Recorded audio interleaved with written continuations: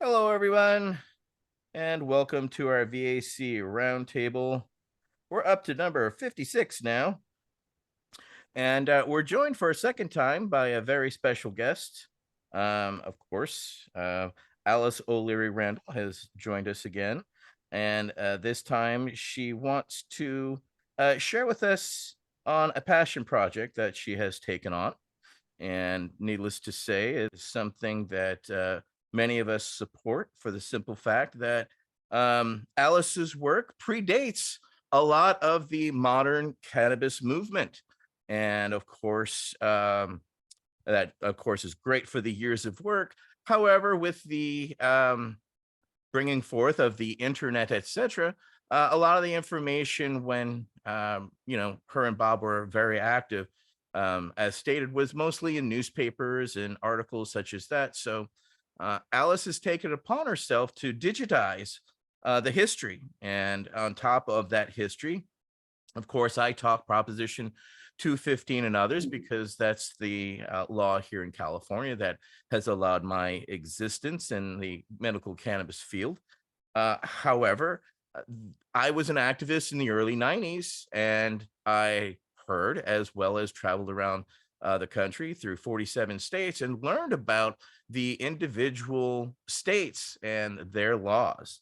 And needless to say, there was a lot of change attempted back in the 70s, especially because of how the Controlled Substances Act went after cannabis, etc., which made it, needless to say, a challenge for those who were trying to gain medical access or even have that discussion. It had to be very challenging back when was starting out because of how draconian things were. Nixon had escalated the war on drugs, and America was going through its own cultural change. So I'd like to thank Alice, as of course, on her Project 50. Of course, we titled it this particular one, "The Early Days of Medical Cannabis Movement, 76 to 96," although she has her own title for it. So I'll let her get into that. But first off, thank you for joining us, Alice. And please give us an introduction about what Project 50 is. Well, thank you, Eddie, and it's a pleasure to be here and to have an opportunity to talk again to the veterans. And you're right. This is a passion project for me that I've engaged on.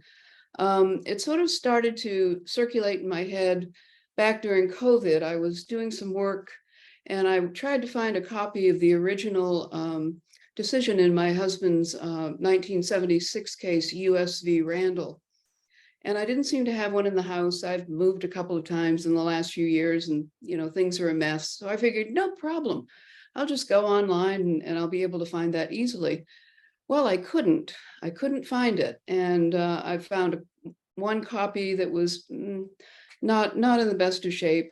And of course, it was available in Lexus and behind paywalls. But, that really bothered me because US v. Randall, it was a precedent-setting case. It established the concept of medical necessity, and of course it opened the doors for Robert to start using marijuana legally. That was through a separate petitioning process, but the decision in the trial and the petition being okay all kind of came together in one moment and created the medical marijuana movement in 1976. And I realized while searching and not being able to find this decision that all of the work that Bob and I had done for 20 years was analog. It was all stuck on newsprint. It was all on audio tape that was disintegrating in people's basements, and my own included. And I started to put together this idea of a project. I realized that 2026 will be the 50th anniversary of Robert obtaining legal access to marijuana. So I decided to call it Project 50, celebrating the early history of the medical cannabis movement, 1976 to 1996. I don't expect to be able to digitize everything, But my goal is to digitize enough and to put it out there in various places. I'm doing monthly or every 2 months or so press releases, info releases, actually, more than press releases. I put one out today concerning the 1978 state of Florida was the second state in the country to enact a marijuana as medicine law. And a lot of people have forgotten that 45 years ago. And of course, Florida doesn't get a lot of good reviews these days. But in 1978, that was a moment. That was a great moment. And so I'll be doing things like that, little newsletters, essentially going out, reminding people of what the history is. And meanwhile, back at the ranch, I'm digitizing news clippings. We're uploading videos into YouTube and other outlets. And I'm talking to the folks at Internet Archive, which I hope a lot of you are familiar with. It's one of my favorite places to go to. It's already got a lot of great marijuana books that are scanned and that are available to check out and to read, that books that are out of print. Our own book, the book that Bob and I wrote, Marijuana RX, The Patient's Fight from Medicinal Pot, has been scanned and is available through the Internet Archive. And so I'm talking to them about finding a permanent archive home for all of these things. So I'm excited about it, and I'm really excited about the reaction of people. You know, I've been making the joke that it's exciting to have breaking news that's 50 years old. And that's essentially what I've got. I tell people, hey, did you know New Mexico was the first state to pass a marijuana as medicine law? And they go, oh, no, it was California in 1996. And I go, no, it was New Mexico in 1978. And that was lobbied, by the way, by a veteran, Lynn Pearson.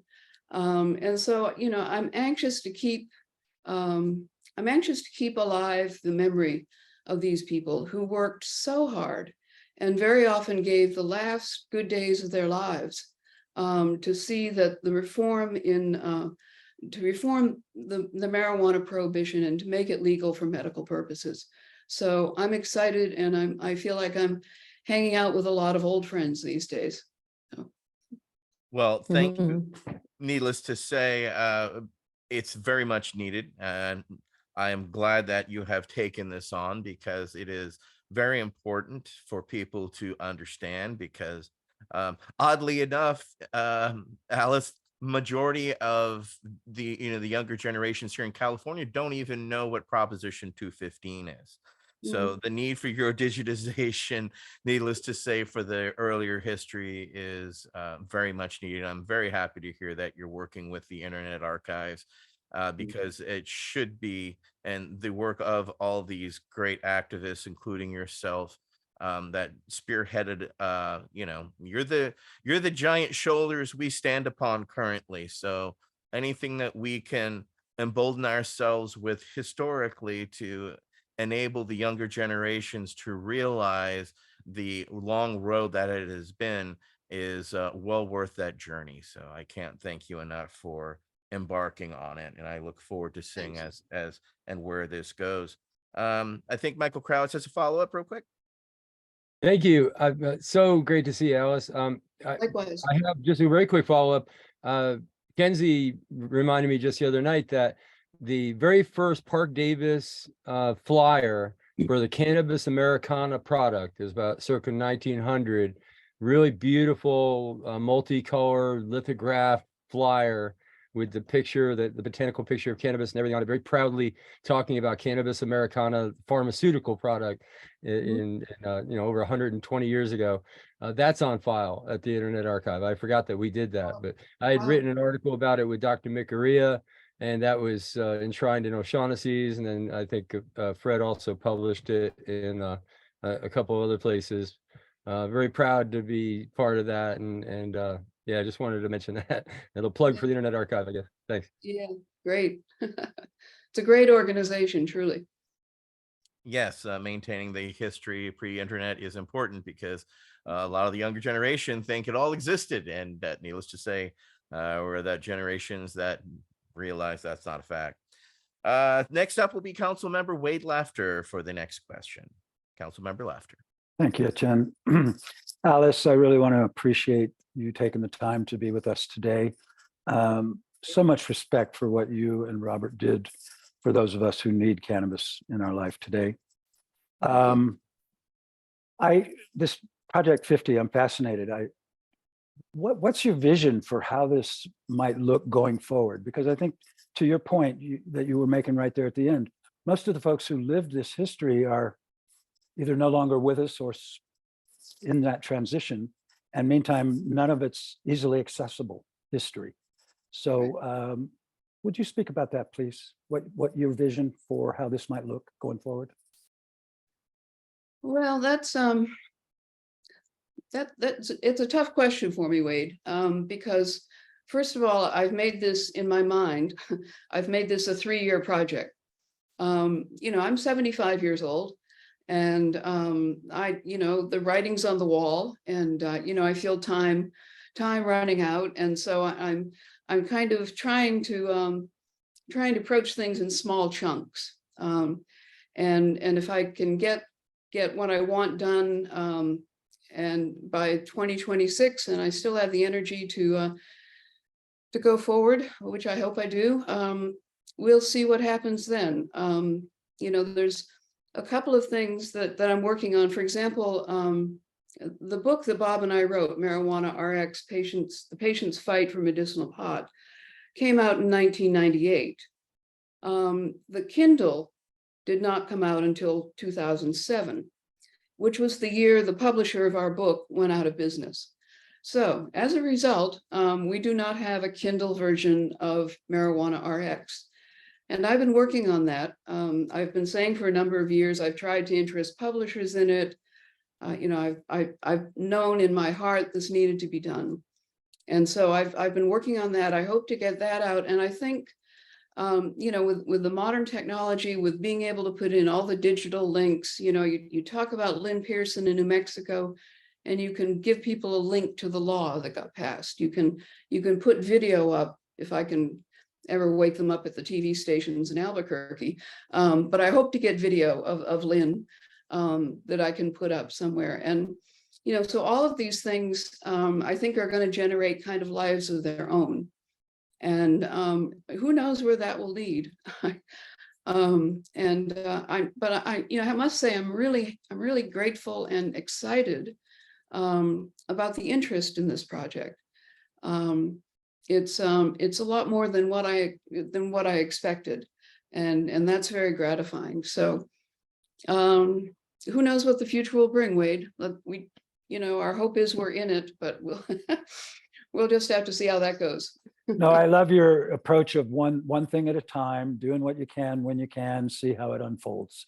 I think of it not unlike planting seeds, Alice. Not We're unlike. putting some seeds. Thank you. Yeah, I think of it as pebbles in the pond, and the ripples just keep going out. You don't know how far they go out. You don't know who they reach, but they keep going out. And I've certainly learned that in these 40 plus years. Well, it's an honor, needless to say, and we'll do what we can to also help continue your word as well.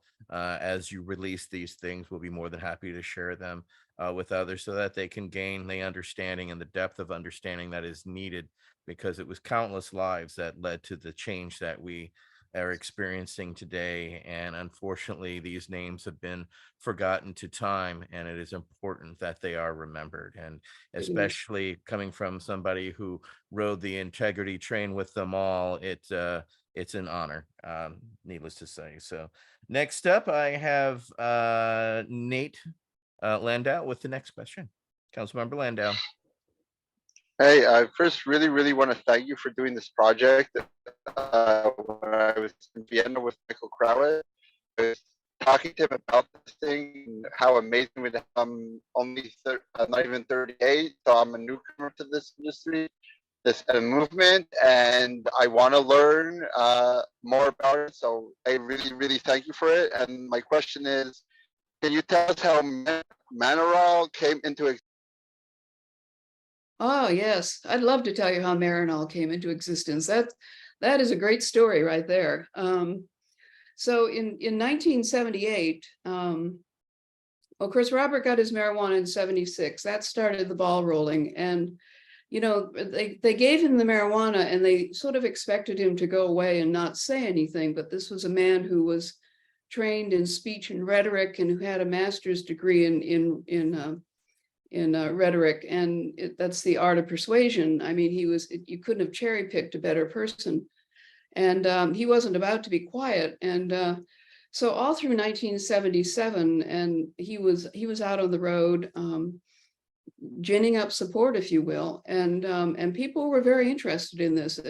At the time, particularly cancer patients, cancer chemo was. I know it's still very difficult. I understand that, but in the 70s, in the early 70s into the mid 70s, it was brutal. And it was torturous almost. And the vomiting that people would experience was quite intense. And so cancer patients heard that this might happen and that cannabis might help them. And they were very interested in that. And that really gave us a lot of momentum. We had a lot of cancer patients coming to the movement. And when New Mexico passed their law in 1978, and as I've previously said, Lynn Pearson was the lobbyist there, and he was a cancer patient. That just lit the wildfire even more. That was in February of 1978. In June of 1978, you had Florida that passed almost an identical bill. A month later, you had Louisiana that passed almost an identical bill. In September, you had Illinois that passed a bill. And the federal government, the drug agencies were just caught totally flat-footed. You know, there's no other word for it. They were in a panic mode because they could see that this was gaining a lot of momentum. When we went into 1979, we picked up another 11 states that passed the New Mexico style Controlled Substances Therapeutic Research Act, which would have allowed people within the state with glaucoma and cancer to use marijuana that was supposed to be provided by the federal government, because the federal government had told the states that was the only way they could do these programs. So all of these states enacted these laws. You had a lot of cancer patients lobbying for passage of the laws. There was just a tremendous amount of momentum. And the federal government thought they had an ace in the hole. It was a drug made by Eli Lilly. It was called Nabilone. And Nabilone was in, I think, stage 2, perhaps early stage 3 testing.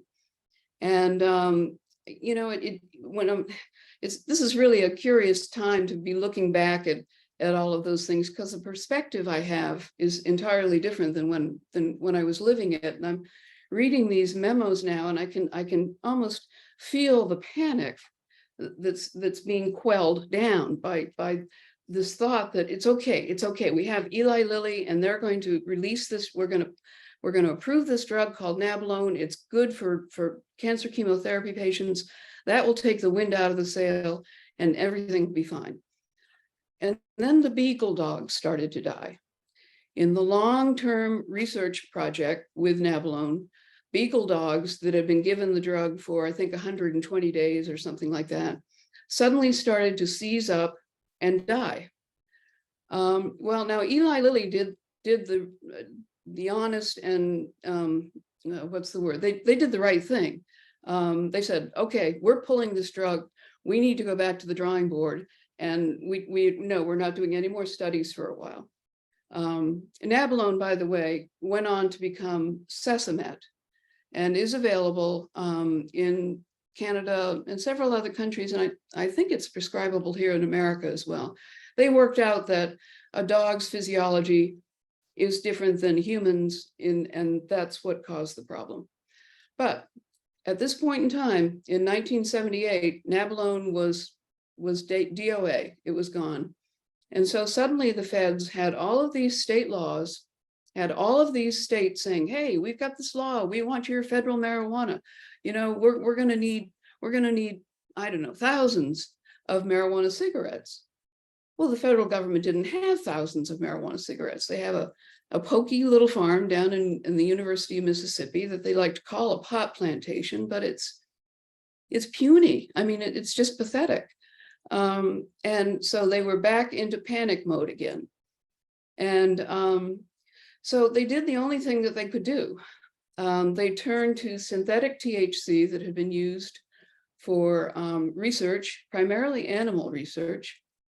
And they went to the NCI with it, National Cancer Institute, and they said, we want you to release this drug through your Group C program. Now, the Group C program was one that National Cancer Institute had to facilitate the release of promising drugs that had been through all of the testing process, but hadn't quite gone through all of the administrative stuff that FDA demands. You know, they hadn't dotted all the I's and crossed all the T's yet, but they were safe drugs.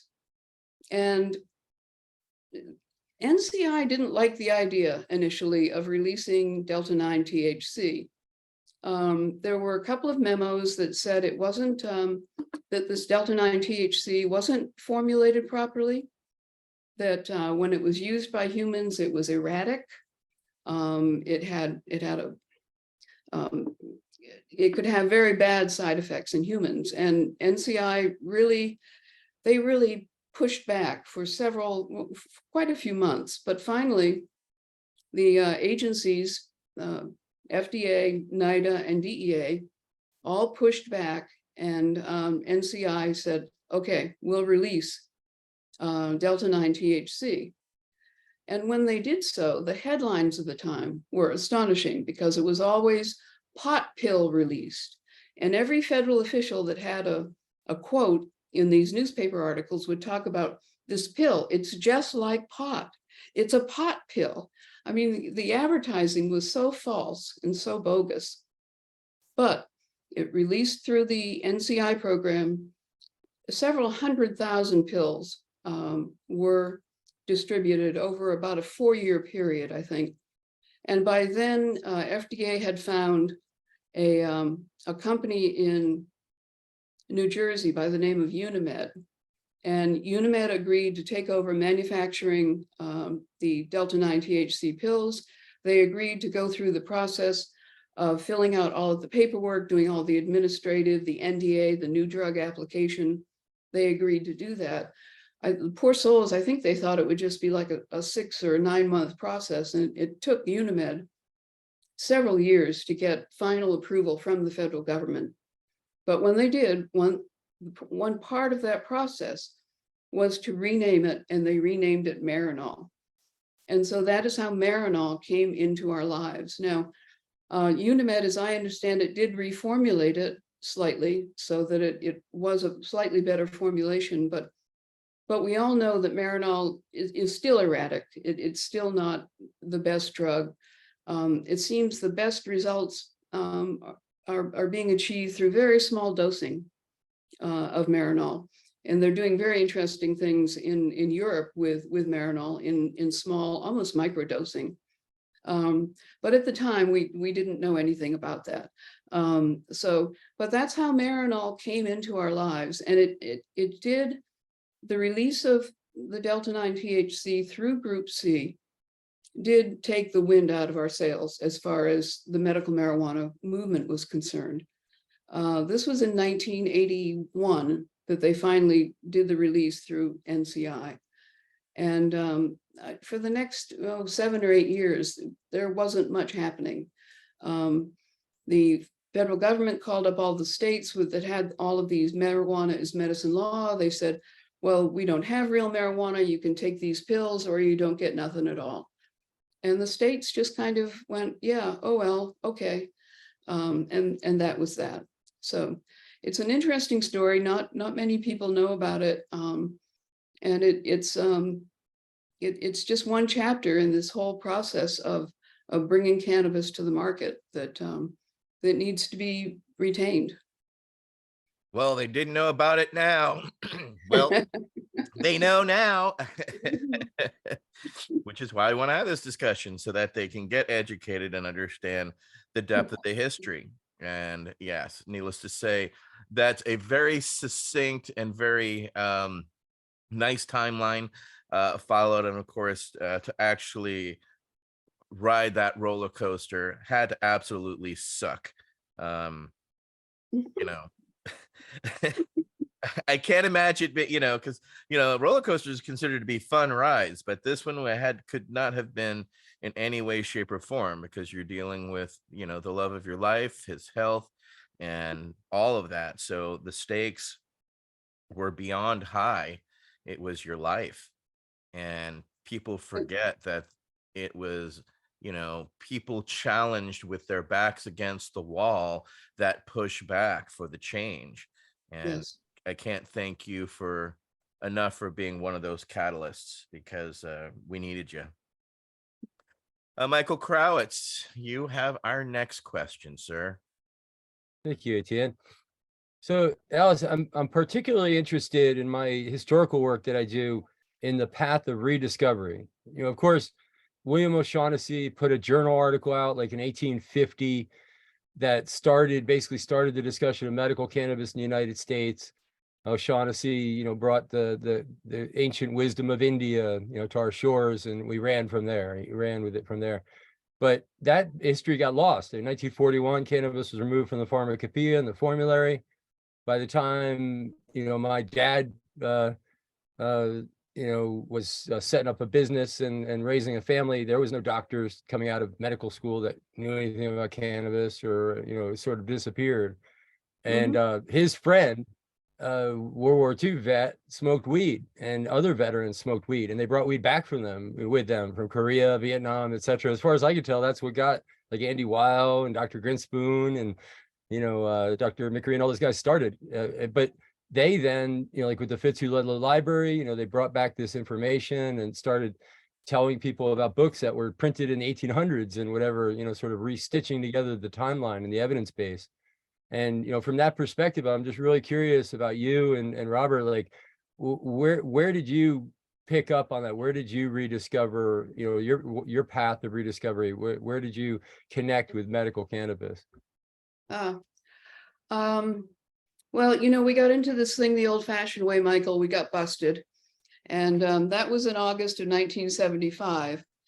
And it was pretty benign as far as getting busted goes. We were on vacation at the time. The police came and tore apart our house and whatnot, and we had some plants growing on the back sun deck that they confiscated. But we were in a tight little orbit at that time. We had discovered that marijuana helped Robert's eyesight, and he had proved it to himself, and then he proved it to me. And we were just doing everything we could to keep ourselves in marijuana in some way or another. And so that's one reason why we started to grow it. And then after we got arrested, Robert started calling around. He called National Institute on Drug Abuse for some information.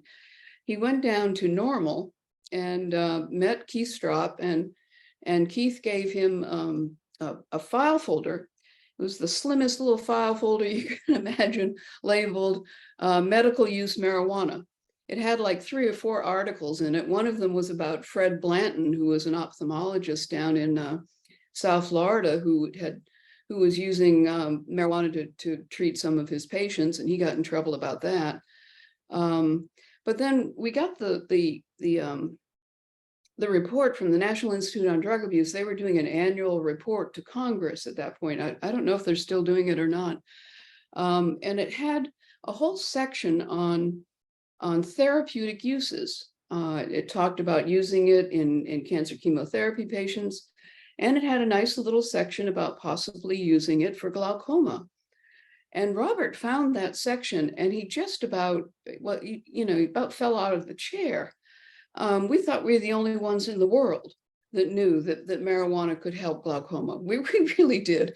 And we were stupid kids, but there it was in black and white. And it it nicely gave the names of the researchers and their affiliations. And so Robert started tracking down each of those researchers and calling them up and talking to them. And while he was doing that, we lived only 8 blocks from the Library of Congress at the time. And so I went down to the Library of Congress because I wanted to know why marijuana became illegal. That was the question in my head. And I found myself reading all of this stuff at the Library of Congress. I read some of maybe all of, I can't remember, the hearings with in 1937 with William Woodward, the physician who said, no, please don't make it illegal for medical use, because modern research may reveal new uses for the drug. Well, boy, whew, that's prescient. And so, Robert and I we were a good team. We were kind of on a dual track, and he was finding out stuff that would help him in particular, and I was finding out stuff that that kind of expanded our world in terms of what it was a lot more than fun, and it had a long history, and all of this was new to us, and it was so exciting. It was just so exciting. And so Robert called each of those researchers. I think one of them, there were 3. One of them was doing only animal research, so Robert couldn't go there, but he did go to the other 2 who were doing human research and was tested. And of course, that research material became the principal evidence in his trial. So that began our path of rediscovery. And it seems a never-ending path to me. It seems like, I'm always rediscovering something about cannabis. There's always something new. It's wonderful. It's just, it's like the universe. It just keeps going out and going out and going out. It's astonishing. So that's how we rediscovered. And that was your first evidence-based information that at least put you in a direction that then started you down a path of realizing there really wasn't much information out there, which is, I think, why you also, whose idea was it to start publishing? Was it you or Robert's? Oh, that was collective, I think. I was working, Robert was doing the marijuana lobbying full time. Somebody had to pay the rent. So I was working with a group called Society for Scholarly Publishing. And at that time, the whole concept of electronic publishing was just emerging. And so I learned how to do, how to create publications from, I can't remember the name of the software, but there were new software packages that were out, and it was very exciting. And so by the time the late 80s came along, we published our first books. I knew all about how to make a book. I knew printers that would print it for us, and it just kind of all nicely came together. And I'm so happy that it was Bob's idea to do the publishing. It was Bob's idea to take the administrative record from the Judge Young hearings, the 1988 DEA administrative law hearings. He knew that if something wasn't done, that would just all end up, molding in files somewhere. And so he thought we should take it and create books. And so we created one book that was all of the testimony, another book that was one book that was the briefs, one book that was the decision from the case, and then we did a special book on cannabis, a special book on multiple sclerosis, and like that there, all of which, by the way, are available at Internet Archive. So that's how we got into that. And it was, they didn't sell real well, but they got out there and they got the information to the people who needed it. So I was wondering, have you seen Francis Young's daughter wrote a letter? She, I guess, out of New Orleans, and I have a copy of it, and it was published in the Times-Picayune, where she chastised the government and the DEA for going against her father's decision, because apparently he died of cancer, and she wonders if he could have used cannabis and if that hearing may have prevented him from his own access as well, which Wow. I'll do my best to get a copy of that to you. Wow. Well, thank you. I would love to see that. That's Because amazing. that needs to be part of the archive, because I mean, back in the early 90s, when I was with the Cannabis Action Network going around the country doing rallies in 47 states, we had copies of your books, between Oh, the glaucoma, the AIDS especially, mm, were very integral.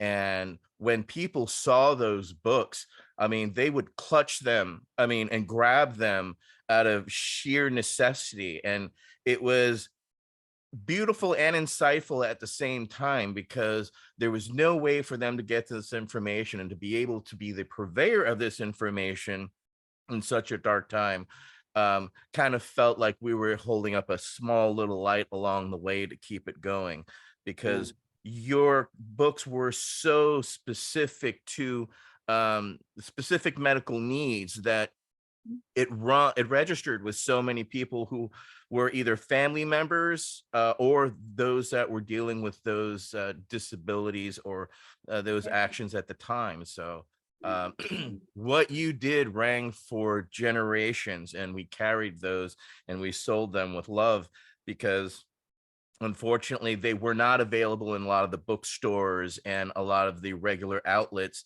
because of the limited publishing, as mm, well as limiting publishing options. It's a shame that none of the larger publishers saw the need or necessity at the time to actually carry that forward. So I just wanted to yes. state that as well. Wow, Michael fascinating. Krawitz, you had a follow-up, sir? Yes, thank you. I feel like this is such a great opportunity, and I really feel like this video is itself kind of a historical record. And in that vein, I'm compelled to say something. Judge Young ruled in our favor. Judge Young ruled that cannabis was safer than potatoes. I mean, there's some great lines from Judge Young. There are. So why did that outcome happen? Well, the DEA appealed the ruling, and the DEA on their website, bless their heart, they said that the courts ruled that marijuana wasn't a medicine, and that's in their documentation, I think, still to this day, which I think we should go after them just for that on the Data Quality Act, protection, because that's a lie. That's not true. What actually happened was the DEA administration appealed the ruling, and the judges that looking at the appeal determined that the DEA administration did not need to follow the ruling of their own administrative law judge. They didn't need to follow the evidence base, that in fact they could rule based on other factors, other considerations. What about the children defense? And that's exactly what they did. So the court's decision was very focused on whether the DEA administration had the authority to overrule their own administrative law judge, which you have to admit is counterintuitive Yes. that they would be able to. And it certainly would be seen by me as a loophole in the law. Anyway, you certainly welcome to comment on that, but I wasn't really asking as a question so much as just venting. Thank you for listening. Yeah. Well, that period of time, what really got me was the DEA, the administrator, I think, was John Lawn at that time, and his denial, his statement saying he was not going to follow Judge Young's decision. It was viperish. It was so nasty, and if we're having a scientific debate, it seems we could be honest and polite about it. But I mean, he called us snake oil salesmen. He said that we were pushing some kind of false narrative to the patients at the time, and that it was just so nasty, so nasty. Yeah, Judge Young, he was a fine man. He really was. And he listened carefully. He asked good questions, and he wrote a damn good decision. It's still good reading. Yeah, it inspired inspired me. It's one of those other reasons why I've continued to do what I do, is to, when you have somebody who, as a law judge, gives such a sound, understanding reason about why the DEA was full of shit was absolutely breathtaking in its scope, as well as, yeah, Mike's more than correct. I mean, arbitrary and capricious. Yeah, I mean, he was just how he actually described how the DEA was handling the situation was probably the greatest verbal dress downs that I have seen in the court. Unfortunately, it never registered with the DEA in any way, shape, or form, but it still holds in the halls of many of us as a hallmark of when, the floodgates should have opened for you medically. And unfortunately, they literally slammed the door shut in your face, which had to be quite disheartening. Yeah, it was, and it came at a very difficult time because um, we were working with an AIDS patient in Texas. This was in 1989, a veteran, by the way. And we were working with Steve to get him legal access to marijuana. And the FDA had signed off on his compassionate IND, the NIDA had signed off on it. And for reasons we could not understand, this was in the fall of 1989, DEA just kept dragging their feet and dragging their feet.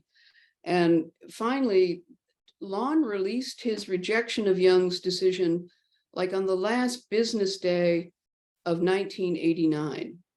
And when he released that, we understood why DEA had dragged their feet, because they couldn't go and release marijuana to an AIDS patient and then turn around and say, well, Judge Young is full of it, and we are not going to listen to what he says. So there's a perfect example of a patient just being caught in a crossfire of this bureaucratic sham that DEA continues to maintain.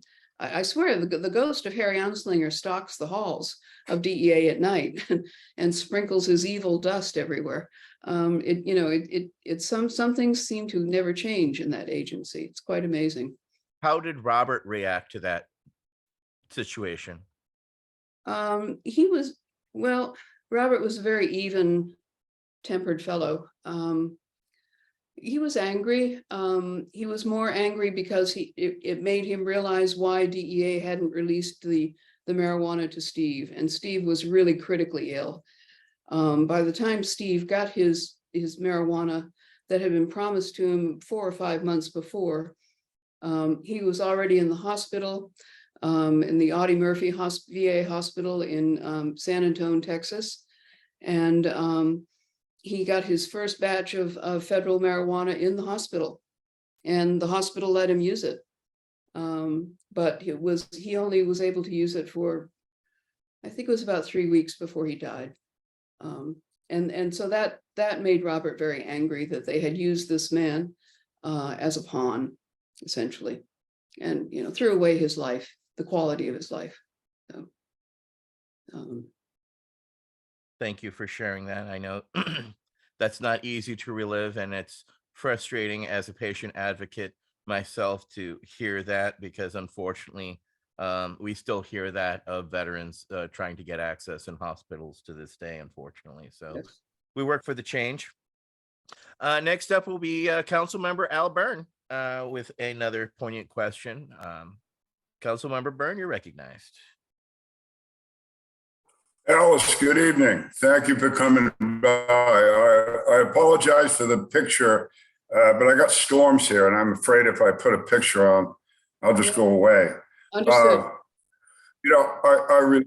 I relate really well to what you described as the early chemotherapy treatment, because that's how I first got interested in cannabis back in '67. My father, dying of liver cancer, was treated with chemotherapy, which was, as you said, I forget your word, but it was pretty barbaric. And it nailed him bad. But I saw at a time that cannabis helped him not survive, but have a better quality of life, And so I, like you and Bob, I knew about glaucoma. Thank you, Bob. I knew about chemotherapy. Thank you, my father. But that's all I knew. And then you guys were working away. You were plowing through the courts and raising hell and doing good stuff. And then Marilyn and I, by serendipity, found out in '83 that, hey, this stuff helps a lot of people. And we had it in writing, and we had thousands of it. And some of the people that we then started to look at really seriously were patients beyond chemotherapy and glaucoma treatment, sickle cell, morning sickness, Crohn's disease, multiple sclerosis, et cetera, et cetera. And some of those people were patients like Kenny Jenks and his wife, who you know well, May Not, wonderful lady that helped you and Bob form ACT. Docs like Todd. Tell us how that, you're in the middle of this. You've been fighting for Bob, and all of a sudden there's this other conversation coming up. How did that affect you guys? It was the same conversation. It was, we heard from other people as well. I remember within 6 months of Bob getting his marijuana, somebody with Crohn's disease called us. I had to look that up. I'd never even heard of Crohn's disease. And so, so many people had discovered that marijuana helped them. And like Bob did initially, he just went, oh, no, I must be stoned. This can't be helping me. Jeez, that's crazy. So I know what you're saying, Al. It is like in the early 80s, there was an explosion of different disease categories that started demanding access to it as well. And so, well, I won't say so many, but a few of our friends who made it into the compassionate IND program, Irv Rosenfeld with his pseudo hyperthyroidism. I mean, boy, it took me 3 years to learn how to say that. I mean, that's a pretty and what did George McMahon was oh gosh, help me here. Do you remember, Al? Maybe Mary Lynn remembers what George's condition was. Very unusual. George McMahon, and then that all of these folks started to move forward because we have this nail patella syndrome. Thank you. Nails patella syndrome. That was George McMahon's condition. And so we wrote these compassionate INDs for folks that were based on all these, not all, but they were kind of unusual diseases. So when we got up to the time of Barbara and Kenny Jenks, which was in the first part of the 1990s, and they both had AIDS. Kenny was a hemophiliac and unwittingly contracted AIDS through his blood transfusions and then passed it on to his wife. This was in the early 1990s. And, that the AIDS patients gave us an opportunity to really streamline that compassionate IND process and get it out to AIDS patients. And so many of them started filling out we had a group called the Marijuana AIDS Research Service that sent out these protocols that an AIDS patient and his or her doctor could sit down and in 20 minutes complete a compassionate IND application. And so suddenly the government was getting flooded with these things. And it's interesting, I've just come across some freedom of information requests that we made for that period of time. And reading the discussions within the government, James Mason was the head of the public health service at the time. And he didn't like the idea of AIDS patients getting marijuana at all. And anyway, I digress. All of those people that you named, Al, they were they were fabulous people. Of course, May Not helped you and Mary Lynn with Patients Out of Time. She was on your board for quite a while, I think. She was a wonderful woman. She lost 2 sons to cancer. The first one, 9-year-old Dana, I think his name was.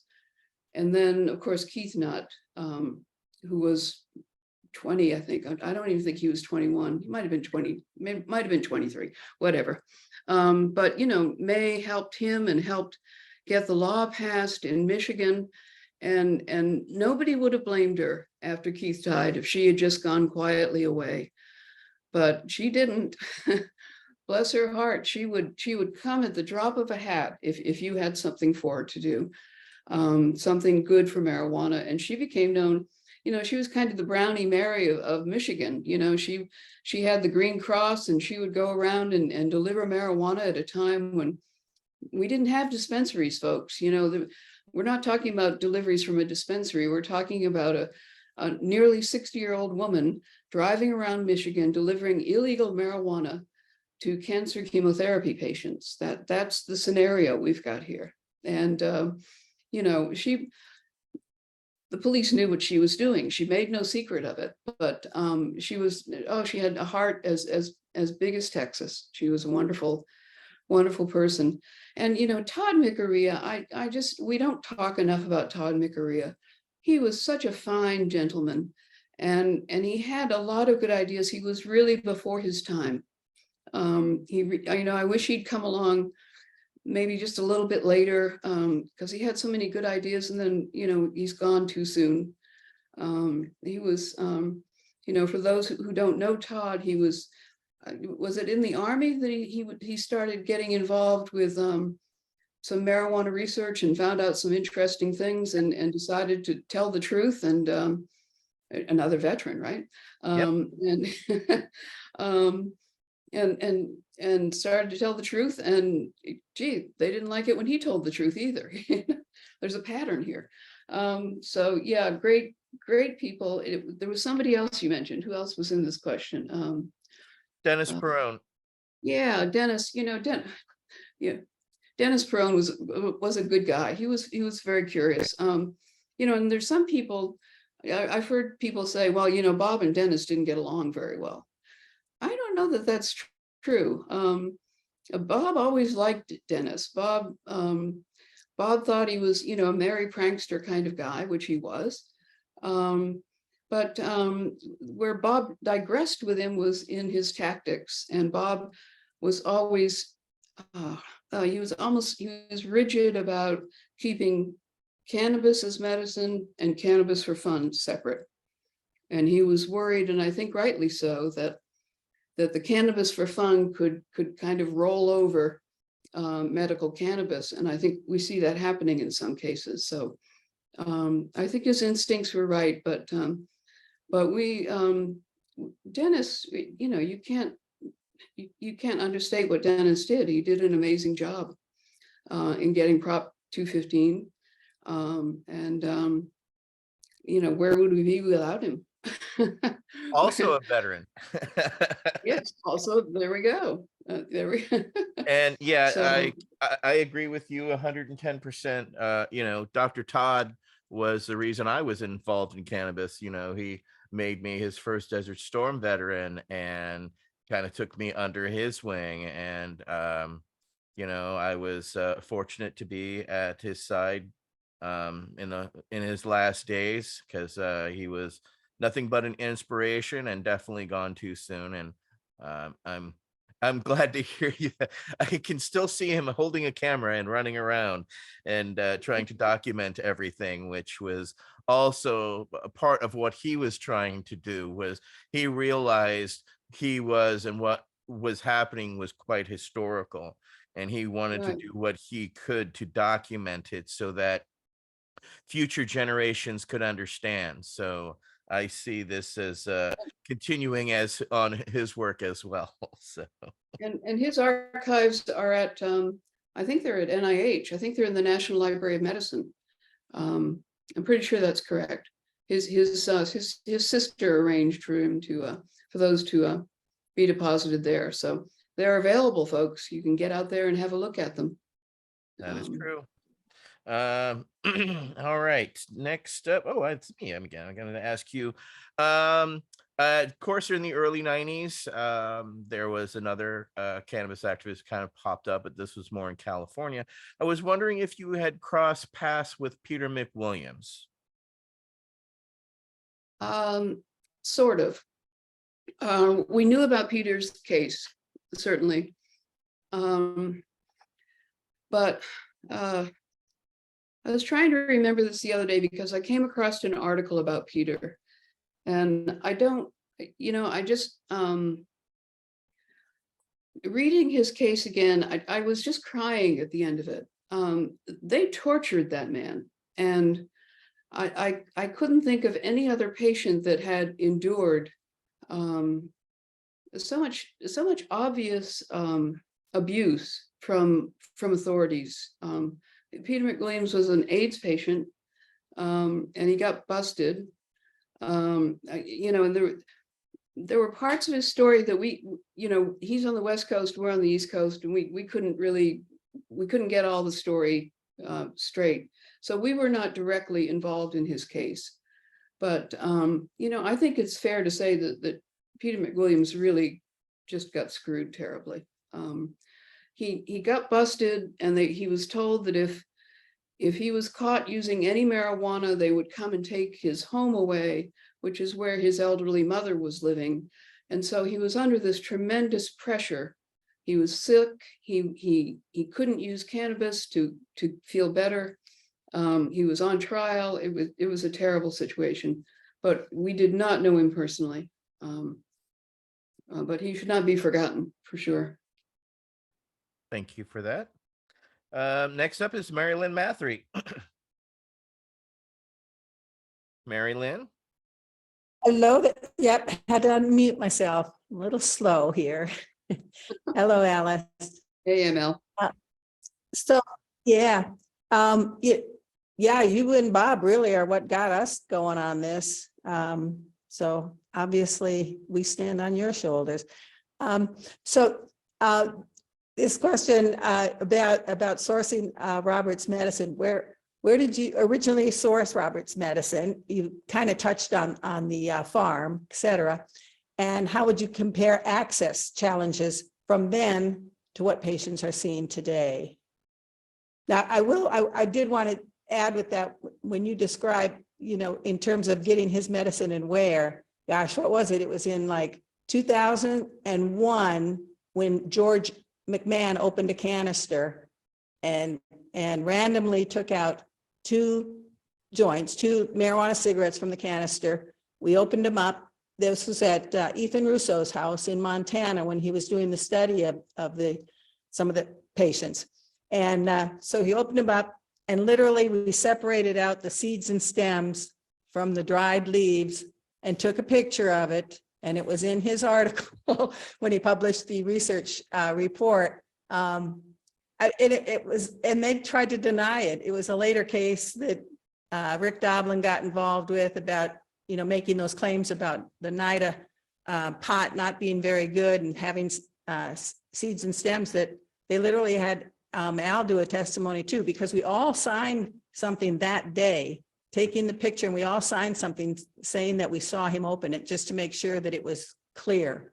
But anyway, if you can compare just the sourcing, how he got it, all the stuff you had to go through for him to get it in that case, and then the different challenges, or compare the challenges to patients today. So when you say originally sourced, you mean the federal marijuana? Before federal Yes, marijuana. yeah. Okay. The IMD program, Okay. or that's what I was thinking. Did you? Okay. I mean, I knew he did. Actually, you might even want to start at the way beginning. Where did you first get it before you learned to grow it? Well, I asked because I was speaking to somebody else the other day, and he said, well, before you got the federal marijuana, what kind of cultivar were you using? What kind of cultivar did Bob use in the 1974? And I just, my mind went, we only had two kinds of cultivars in 1974, good or bad. I mean, it was either good pot or bad pot. We don't have all these, the names go on forever. Oh my gosh. So anyway, so let's not talk about those old days. Bob's marijuana did come from the farm. His federal marijuana he received. First of all, he got it through Dr. Merritt at Howard University, when Dr. Merritt was Bob's doctor. And he got it in a little plastic case. it had 15 of them, 15 cigarettes in it. And if somebody out there who hasn't seen one, it looks a lot like a Pall Mall cigarette. It's like an unfiltered cigarette. Initially they didn't want Bob to bring any supplies home. He was supposed to go to Dr. Merritt's office whenever he needed to medicate. And,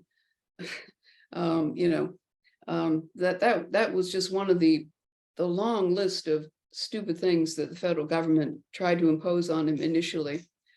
And then Dr. Merritt left Washington, D.C. To take a new job in North Carolina. And when Bob had to sue the government at that point to regain his access. And when he did that, he made it a part of the settlement that his new doctor, who was Dr. Richard North, would not have to handle the marijuana in any way. Bob felt that was very important. And so the federal government arranged that Bob would go to the Public Health Service pharmacy, which was located in the basement of the, at that time, it was the Health, Education, and Welfare Department, now the Department of Health and Human Services or whatever. So that again, we were still living on Capitol Hill at that point, so it wasn't far from our home. And Bob could go down there and pick up, I think he was picking up a month's supply at a time, but the pharmacists at Public Health Service were taking it out of the canister, which is kind of iconic. Thank you there. Oh, props. I love it. Thank you, Etienne. Robert would get his marijuana. Hold on, one second. Let me just tee this up. This is the first tin, and I will thank Alice for this, but she explained to me that even though this is the first tin, it had originally come to Robert in the actual bottles or in I guess a Ziploc bag or something like that initially, before this tin was the first to arrive, which initially you stated only had 100 cigarettes as opposed to the 300 that the future tins would come. So Alice actually has archive and pieces of history that you can explore by reaching out to Alice O'Leary Randall, I think .com, is it? Sorry? Yes, it is. All right. AliceO'LearyRandall.com. Thank All right. you. So carry on from the tin. Yeah, so he would, at the Public Health Service, they would put it in brown prescription bottles. They would take it out of that canister and put it in brown standard prescription bottle with a label on it. And then Public Health Service downsized or something. They closed the pharmacy. Robert arranged for a little pharmacy near our home on Capitol Hill. He got it there for a while, again, still in the little brown bottles. And then, gosh, then it went to Washington Hospital Center. He would pick it up there. And at that point, everybody got tired with the little brown bottles, and they just gave him the tin and sent him on his way. So there were a variety of ways that it arrived, but it was always the same marijuana. Now the potency, I know this will interest people, and they'll get a good giggle from it. The potency ranged between 2.5 and 3.6% THC, which is just laughable in today's atmosphere. But it's, as laughable as it may be, friends, it saved his sight. So, I think we have to keep that in mind. He had to smoke a lot of it. He had to smoke 10 cigarettes a day. And I have thought many a time, what would he be doing in today's market? How would he be controlling his glaucoma at this point? I don't know. He loved to smoke, and he loved marijuana. So I think he would be enjoying the dazzling array of possible medications that people can use. And what the second part of the question was challenges, and how would you compare access challenges from then to what patients face today? Apples and oranges. Patients today walk in and like they have a whole smorgasbord in front of them of just everything imaginable. I'm just so impressed. I know I say this, I think I say this in every interview I do, but I can't, I want to say it again to the entrepreneurs in the market. God bless you. The variety of products that are available and the quality of products that are available is just so wonderful. And I wish that the government would simply take off their blinders once and look around at the creativity that's being displayed in the cannabis market. And, you know, but they're still down there in Mississippi, you know, Mohammed El Soli is still churning out his cannabis and patenting it at the same time, which is more irritating than we have time to go into. So perhaps we should move on.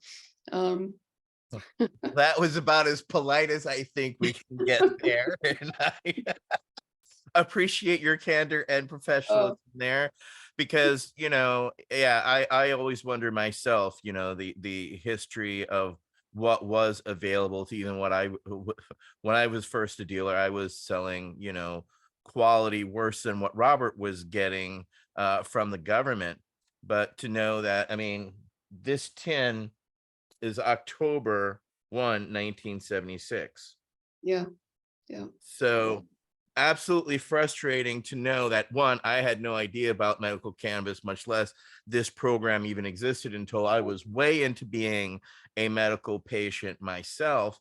And then I actually went to George McMahon's house and, you know, others, and, you know, learned firsthand, because unfortunately that program was shut down, which had to also be a slap in the face, because here you got the program going, you're seeing people get access, and then to have it arbitrarily, you know, shut down because of, you know, hate is Yes, particularly from James Mason, who, you know, Dennis Perone at the time said James Mason was a homophobe, and he absolutely was. I mean, he left the government and went on to work for Evergreen International or something like that, some group in Salt Lake City that tries to take homosexuals and make them straight. I mean, it's appalling what they did. But, you know, they hoisted themselves on their own petard, because the outcry in the country has come along so beautifully in terms of learning and understanding the medical uses of cannabis. And, you know, you can pull the wool over their eyes once, but you can't do it twice. And the country knew. And so when they shut down the compassionate IND program, wow, the outcry was enormous. And it led directly to the pressure to pass 215. So, and they made the situation 10 times worse. And I'm sure they thought, well, we'll just shut down all those dispensaries and that'll be that. But boy, the genie was out of the bottle, and Americans were too smart to take that bullshit any longer. absolutely, and it inspired us and others. And interestingly enough, that creativity you're speaking to and of, a lot of the, you know, I was involved prior to the legalization here in California, and the medicalization, and the diversity that you saw was basically made by patients for other patients, because there was nothing with a dietary need that they had, so they would create the sugar-free option or the honey-based options or others. So it was also medical patients driving the change, but also putting those products forward. Unfortunately, 80% of those were not able to make that leap to the legal market, but that creativity moved on to other states. And, you know, I'm glad to see that it is continuing to be seen.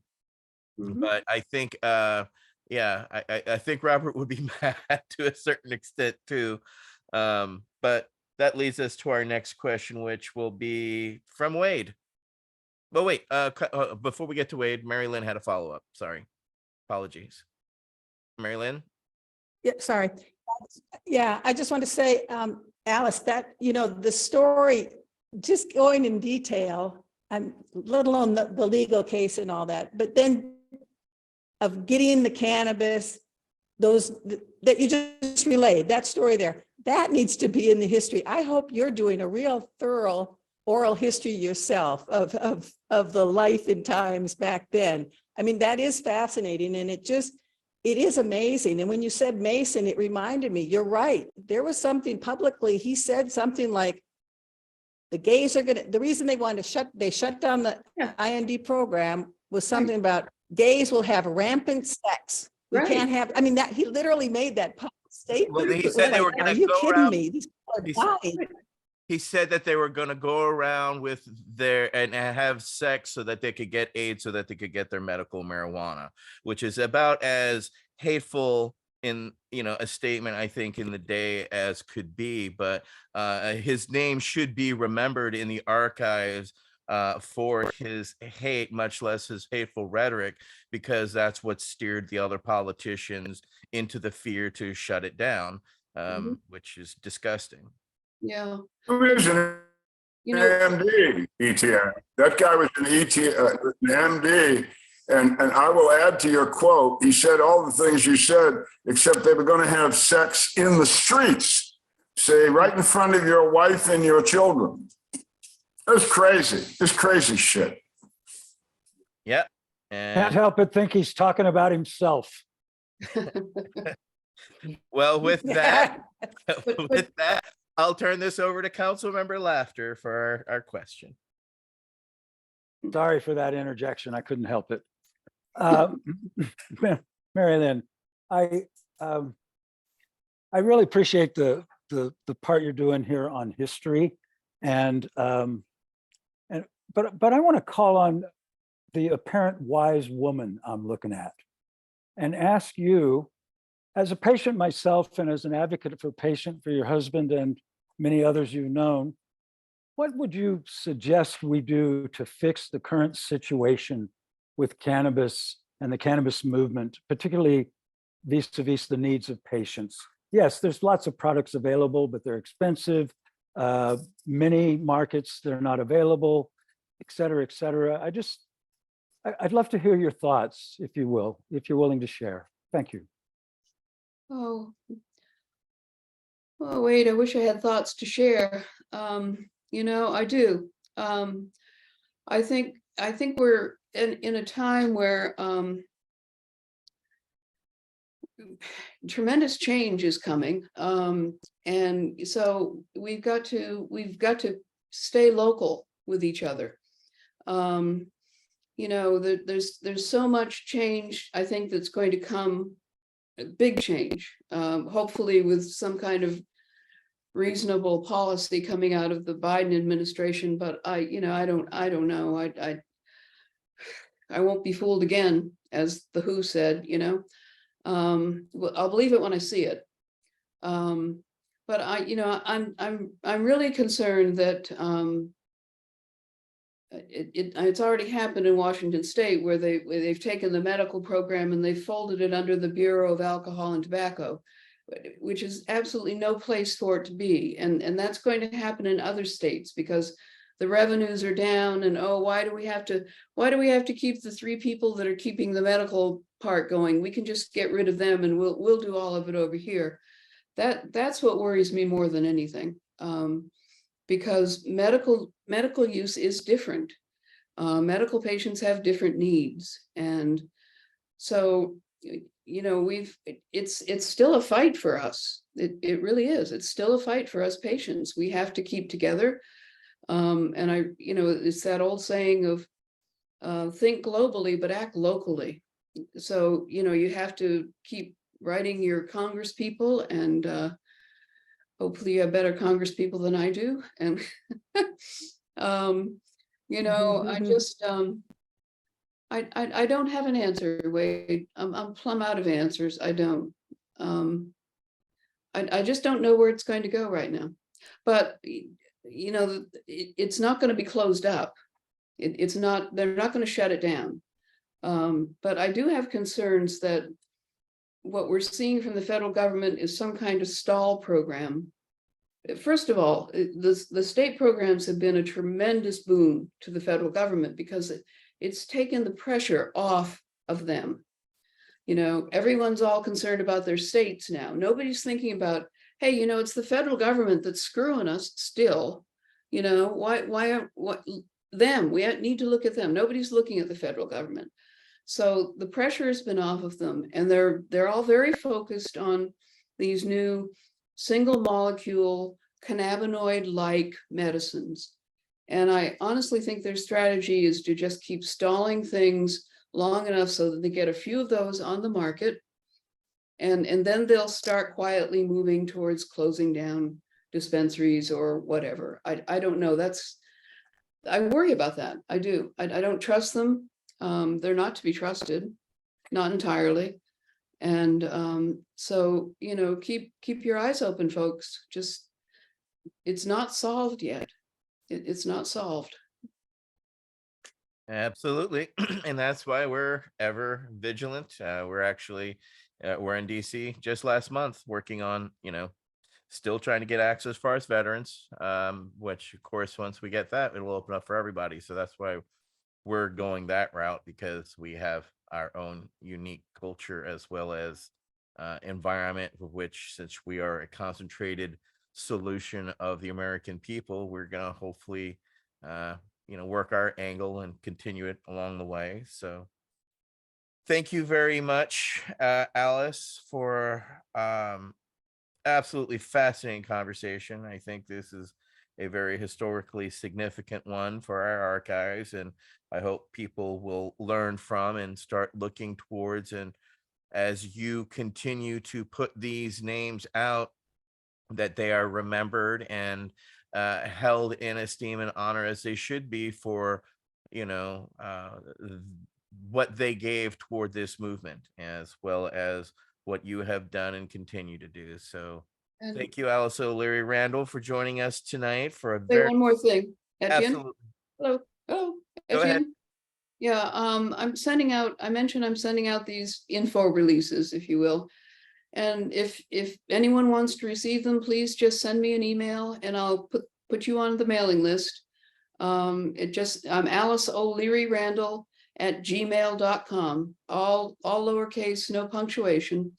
And be happy to put you on the mailing list. And so you'll be getting those infomercials or info releases, you know, on a somewhat regular basis. I won't promise anything, but you'll be getting them. So Well, thank you for having me, Etienne. I appreciate it very much. it's an honor again to have you for a second time, but also it's good to see you inspired with your new project. You look very happy, and needless to say, it's always a pleasure to share time.